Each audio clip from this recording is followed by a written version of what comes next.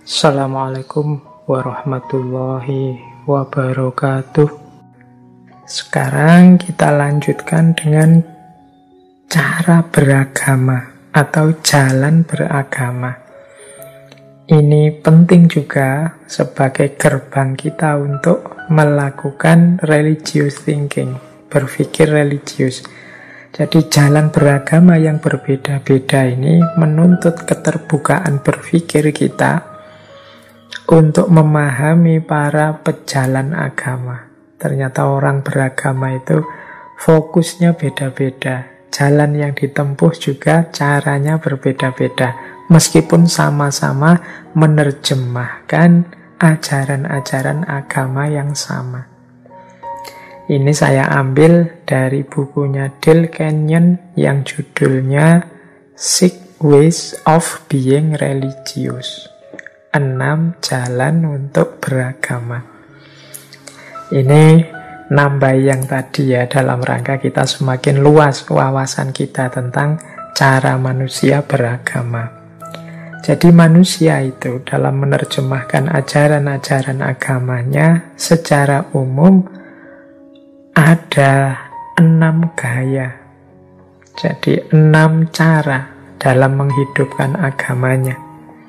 Yang masing-masing tentunya membutuhkan ketelitian kita, kejelian kita dalam menanggapinya dengan akal budi kita. Ada gaya sacred right, ada gaya right action, ada gaya devotion, ada gaya shamanic mediation, ada gaya mystical quest, ada reasoned inquiry. Ini istilah-istilahnya bahasa Inggris ya, memang saya ambil dari buku yang judulnya bahasa Inggris. Yuk kita urai satu-satu ya. Lumayan ini nanti untuk bahan kita muhasabah lagi. Jane gayaku beragama itu gaya yang seperti apa sih? Yuk kita cermati. Yang pertama, sacred right. Ritus sakral. Ini orang beragama yang lebih fokus pada ritual-ritual, pada ibadah-ibadah, berdoa, sholat, puasa. Jadi fokus pada sacred right. Ini mungkin mudahnya kalau dalam Islam ya pada fikih. Fikih orientation, fikih minded. Jadi fokus pada apa yang harus aku lakukan. Ibadah apa, ritual apa yang harus aku jalankan sebagai seorang beragama. Jadi, tiap hari fokusnya ke situ. Ya di sini kalau dalam Islam kemudian ada mana yang haram, mana yang halal dijalankan, mana yang boleh saja, mana yang dibenci makruh, mana yang jangan sama sekali haram, dan lain sebagainya. Nah ini orientasi pertama. Banyak orang beragama fokusnya ke sini. Ini tidak ada benar salah ya, ini sebenarnya memang cara saja. Biasanya masing-masing orang itu ada fokus-fokus, titik-titik tekannya. Ini makanya tadi saya bilang ini bekalnya teman-teman untuk muhasabah. Aku itu selama ini ada di mana ya? Dan tidak dosa kalau ketemunya, wah saya ternyata lebih banyak fokus ke fikih. Ya enggak apa-apa. Hanya saja setelah ngerti ini, kita lebih terbuka. Mungkin membuka diri kita untuk menjelajahi wilayah yang lain, atau setidaknya kita mau menerima, mau bertoleransi kalau ada saudara kita, teman kita yang gayanya berbeda. Jadi gaya pertama itu lebih fokus pada ritual-ritual, aktivitas-aktivitas formal keagamaan. Yang kedua, ini fokus pada right action. Right action ini ya tindakan baik. Atau kalau dalam Islam, ini orang beragama yang titik tekannya pada akhlak. Sangat peduli, sangat concern dengan akhlak. Jangan sampai aku melakukan tindakan yang tercela, yang mazmumah. Apa yang sehari-hari aku lakukan harus tindakan yang terpuji. Nah, ini akhlak. Jadi, aku harus mahmudah, jangan mazmumah. Right action. Kan banyak saudara-saudara kita mungkin yang hari ini sibuk juga dengan akhlak, tidak hanya fikih. Jadi bagaimana kita itu juga harus baik dengan sesama kita, tidak sekedar fokus fikih yang membahas hubungan kita dengan Tuhan saja. Wong kita ini juga manusia yang berelasi dengan yang lain. Maka perilaku akhlak yang baik pada orang lain jadi kunci. Nah, ini jalan beragama gaya kedua. Gaya right action. Fokus pada akhlak apa saja yang harus aku hidupkan dalam menjalankan perintah agama. Ini bagi orang-orang kelompok kedua ini orientasi moral menjadi dasar paling penting dalam beragama. Tidak sekedar fikih. Yang ketiga, devotion. Devotion ini fokus pada perasaan pasrah, sepasrah-pasrahnya, perasaan yang sangat mendalam kepada Tuhan. Jadi orang-orang yang ketiga ini mempersembahkan hidupnya hanya untuk Allah saja. Ini yang kadang kita sebut ikhlas. Jadi hidup untuk mengabdi pada Allah, devotion. Jadi disuruh apapun oleh Allah dijalankan, dilarang apapun dihindari. Ini devotion namanya. Jadi fokus pada aspek batin yang pasrah dan ikhlas kepada Tuhan. Ada orang beragama itu yang gayanya seperti ini. Wis yang penting ikhlas, pasrahkan saja semua kepada Allah. Kita itu manusia yang tidak punya daya, sepenuhnya daya itu miliknya. La haula wa la quwata illa billahil aliyyil azim. Ini gaya devotion. Jadi beragama yang dihidupkan dengan cara pasrah sepenuhnya, ikhlas terhadap apapun keputusan Tuhan. Pasti kita pernah bertemu dengan orang-orang yang gayanya di nomor 3 ini, gaya devotion. Yang keempat, shamanic mediation.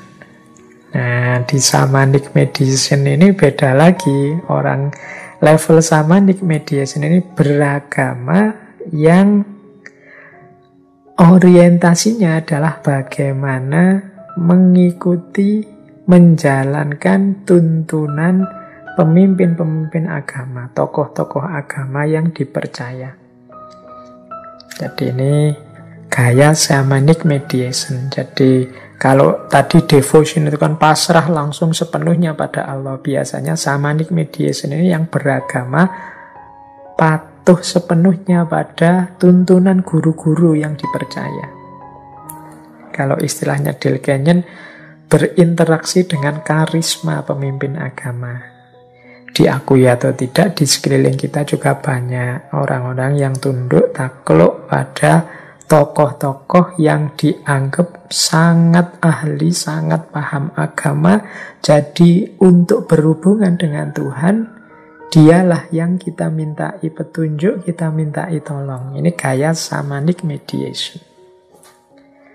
Jadi kan banyak di masyarakat kita itu, mungkin juga termasuk kita ini merasa awam, kita ini merasa bukan ahli agama. Jadi kita membutuhkan mereka untuk berhubungan dengan Tuhan. Kita perlu doa mereka, kita perlu tuntunan mereka, dan lain sebagainya. Ini gaya shamanic mediation, gaya beragama yang keempat. Ini tidak seperti saya bilang tadi ya, tidak positif juga tidak negatif. Ya tergantung nanti pemimpin agama karismatik yang diikuti siapa. Ini nanti parameternya bisa beragam. Tapi yang jelas memang ada orang-orang tertentu yang pola keberagamaannya dia pasrah dan patuh pada orang yang dia percaya, otoritas yang dia percaya. Kemudian yang kelima, nah kalau ini teman-teman mungkin akrab ya, ini gayanya para sufi, para darwis. Jadi gaya mystical quest, beragama yang fokus pada pengalaman keagamaan, pengalaman asyik bersama Tuhan. Jadi tidak sibuk dengan dalil-dalil, tidak sibuk dengan apalagi tokoh-tokoh dan lain sebagainya. Dia ini sukanya adalah menghayati dan mengalami agama, melakukan penjelajahan sendiri dalam agama. Ini namanya gaya mystical quest, ya, seperti para sufi yang sibuk mendaki makom-makom, menunggu akhwal dari Allah, yang sibuk takhalli, tajalli. Ini kan pengalaman-pengalaman berhubungan langsung dengan Tuhan, berhubungan dengan Allah kalau dalam Islam. Jadi ini gaya yang kelima, gaya beragama. Di sekeliling kita pasti ada orang-orang yang gayanya seperti ini. Dan yang keenam, reasoned inquiry. Nah, kalau ini orang pinter, intelektual, beragama yang fokus pada aspek intelektualitasnya, reasoningnya, rasionalisasinya, mengungkap sisi-sisi rasional dari ajaran agama. Nah, ini gaya yang keenam. Dari 6 gaya ini ya tentu saja mode berpikirnya beda-beda. Kalau yang gaya sacred rite, gaya ritual, ya cara berpikirnya lebih banyak cara berpikir peribadatan. Kalau dalam Islam ya nalarnya nalar fikih. Jadi apa-apa difikirkan aspek fikihnya. Kalau yang right action ini nalarnya nalar akhlak moral. Mana yang lebih moral? Ini seperti kita membahas 2 minggu yang lalu. Berpikir etiknya, cara berpikirnya etik. Kalau orang gaya beragamanya right action. Kalau yang devotion ini cara berpikirnya agak fatalistik. Fatalistik itu kan pasrahkan semuanya saja kepada Allah. Serahkan saja semuanya saja kepada Allah. Ini gaya devotion, rasa mendalam saat berhubungan dengan Allah. Maka akal ditundukkan, dipasrahkan kepada Allah. Nah, ini cara berpikir model devosionik tadi. Kalau shamanic mediation, ini cara berpikirnya adalah cara berpikir otoritarianistik. Jadi sesuai dengan otoritas yang dia percaya. Jadi, ya manusia itu kan terbatas. Kita itu dalam banyak hal sebenarnya menggunakan cara berpikir otoritarianistik. Jangan diketawakan orang-orang shamanic mediation ini. Kita juga dalam hidup kita, meskipun mungkin tidak dalam agama, di banyak bidang yang lain, kita itu punya, dalam tanda petik ya, otoritas-otoritas yang sepenuhnya kita ikuti. Misalnya kalau kita sakit, berobat ke dokter, itu kan kita sepenuhnya percaya pada dokter kita. Urusan laptop rusak, kita serahkan ke bengkel, itu kan kita percaya otoritas namanya. Jadi, akal budi kita di model jalan beragama yang keempat ini, shamanic mediation ini, kita gunakan untuk mencari otoritas-otoritas yang tepat. Dan bagaimana cara mematuhi otoritas-otoritas tadi. Sementara dalam mystical quest, dalam penjelajahan mistik, cara berpikir kita adalah cara berpikir yang menguraikan, mengungkapkan pengalaman batin. Jadi bagaimana sesuatu yang subjektif, yang semula hanya kita rasakan, sekarang kita ungkapkan, kita sampaikan. Nah, ini fungsinya berpikir religius dalam mystical quest, dalam rangka mengungkap pengalaman-pengalaman mistik berdasarkan kemampuan rasional kita. Yo, kalau dalam reasoned inquiry, ini pemahaman rasional terhadap agama. Kalau ini ya otomatis kerjanya sepenuhnya kerja akal intelektual.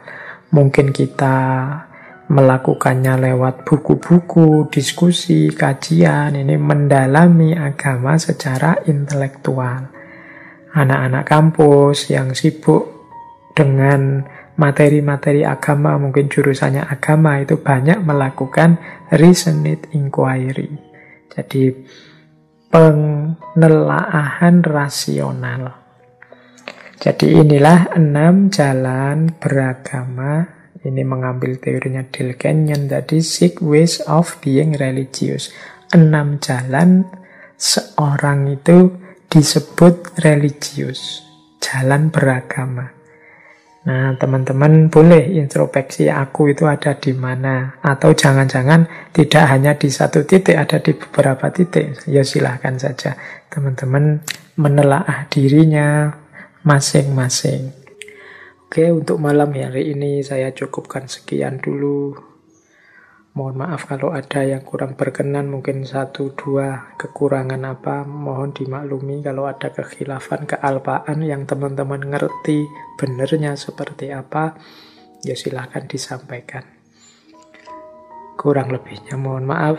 Wallahul muwaffiq, wallahu a'lam bissawab.